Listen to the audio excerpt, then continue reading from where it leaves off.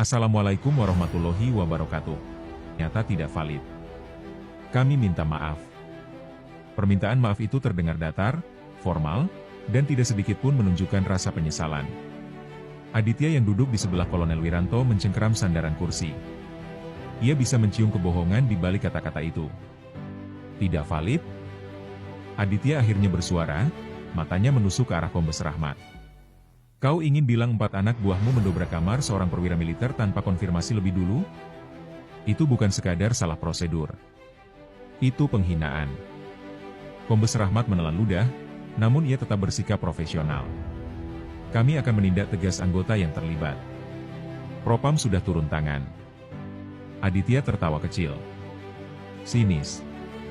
Ia tahu betul bagaimana sistem ini bekerja. 4 polisi itu mungkin akan diperiksa, mendapat teguran, lalu tetap bertugas seperti biasa. Tidak akan ada keadilan. Tidak akan ada hukuman yang sepadan. Kolonel Wiranto tampaknya bisa merasakan ketegangan yang merayap di dalam diri anak buahnya. Ia menepuk bahu Aditya sebelum berbicara, kami menerima permintaan maaf kalian. Tapi kami ingin ini ditindak secara serius. Jika ini terulang, jangan harap kami akan diam. Rapat pun berakhir. Dan Aditya melangkah keluar dari ruangan dengan perasaan yang masih mendidih. Ia berjalan ke arah mobil dinasnya yang terparkir di halaman Kodam Jaya. Saat pintu mobil tertutup, ia menatap lurus ke depan.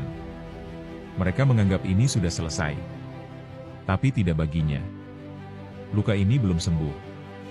Dan aku akan memastikan mereka merasakannya juga. Langit Jakarta menghitam pekat ketika Aditya memarkirkan motornya di gang sempit di kawasan Pasar Senen. Lampu jalan berkedip samar, menerangi lorong yang dipenuhi bayangan gelap. Bau sampah dan aspal basah bercampur dengan aroma makanan kaki lima yang masih mengepul di kejauhan. Di sini, di sudut kota yang tak banyak tersentuh hukum, ia memulai rencananya. Kemarahan yang masih membara di dadanya tak bisa diredam hanya dengan kata-kata. Ia tahu permintaan maaf dari Kapolres hanya basa-basi. Mereka yang telah menginjak harga dirinya, yang mempermalukannya, akan tetap melenggang bebas. Tidak akan ada hukuman yang cukup bagi mereka. Keadilan, jika tidak bisa ditegakkan dengan aturan, harus ditegakkan dengan cara lain. Aditya bukan hanya seorang perwira. Ia adalah bagian dari intelijen. Ia tahu cara bekerja dalam bayang-bayang, mengumpulkan informasi, dan menghancurkan lawan tanpa meninggalkan jejak. Dan malam ini, ia berburu. Dari dalam jaketnya, ia meraih ponsel dan membuka catatan yang sudah ia susun. 4 nama. 4 pria yang memasuki kamarnya tanpa izin, mempermalukannya, dan pergi tanpa rasa bersalah. 1. Bribka Fadil, eksekutor utama, pria bertubuh tegap dengan sorot mata penuh kesombongan. 2. Aibda Miko, pria kurus yang lebih banyak diam, tetapi jelas menikmati kekerasan yang mereka lakukan. 3. Brigadir Rian, si pemilik suara keras yang terus meneriakinya saat penggeledahan. 4. Ibtu Sandi, pimpinan kecil mereka, yang menutup mata terhadap kebrutalan anak buahnya. Aditya telah menelusuri jejak mereka. Semua berkantor di Polres Metro Jakarta Pusat, tetapi di luar dinas, mereka bukan polisi teladan. Mereka sering merazia orang-orang tanpa bukti, meminta uang damai dari korban, dan menjebak mereka yang tidak bisa melawan. Mereka bukan sekadar polisi yang ceroboh. Mereka adalah predator.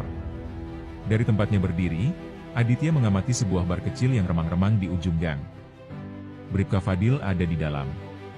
Sesuai laporan yang ia peroleh, Fadil sering datang ke tempat ini setelah tugas, mabuk-mabukan, dan sesekali berkelahi. Aditya melangkah masuk.